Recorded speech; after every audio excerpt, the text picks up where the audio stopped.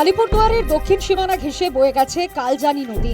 এই নদী আলাদা করেছে আলিপুরদুয়ার এবং কোচবিহার জেলাকে। শুধু দুই জেলাকে নয়, আলাদা করেছে আলিপুরদুয়ার পুরসভার 15 ও 18 নম্বর ওয়ার্ডে বসবাসকারী 500-র বেশি মানুষকেও। এটা রিস্কই থাকে না কাকা বর্ষাকালে? বর্ষাকালে তো রিস্ক থাকে। আপনার নৌকা কোনোদিন বন্ধ হয় না? না, এই বর্ষা বেশি জল ভর্তি হলে বন্ধ থাকে। নদীর উপর ব্রিজের দাবি বহুদিন করে আসছিলেন বাসিন্দারা, কিন্তু সমস্যা সুরাহা হয়নি। ফলে তাদের এক জায়গা থেকে অন্য জায়গায় যাওয়ার একমাত্র সম্বল নৌকা। দুয়ারে ভোট। সমস্যার সমাধান না হওয়ায় ক্ষোভে ফুঁসছেন তারা।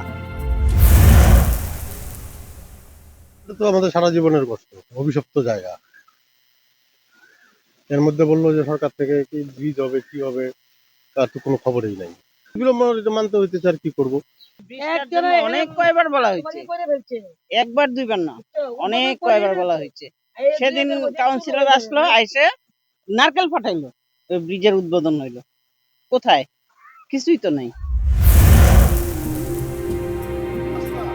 নদীর উপর ব্রিজ বা সেতুর দাবিতে স্থানীয় প্রশাসনের দ্বারস্থ হয়েছিলেন আলিপুরদুয়ার পুরসভার 15 ও 18 নম্বর ওয়ার্ডের বাসিন্দারা। এমনকি নবান্ন পর্যন্ত করেছিল দরবার। আশ্বাস ছাড়া কিছুই মেলেনি। ক্ষমতায় যেই আসুক, সমস্যা সমাধানে যাতে উদ্যোগী হয় সেই আবেদন জানিয়েছেন স্থানীয় মানুষ।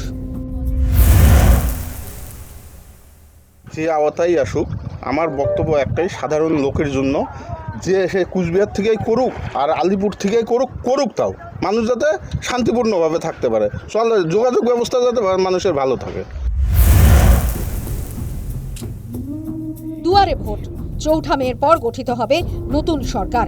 সমস্যা সমাধানে এখন নতুন সরকারের দিকে তাকিয়ে তারা।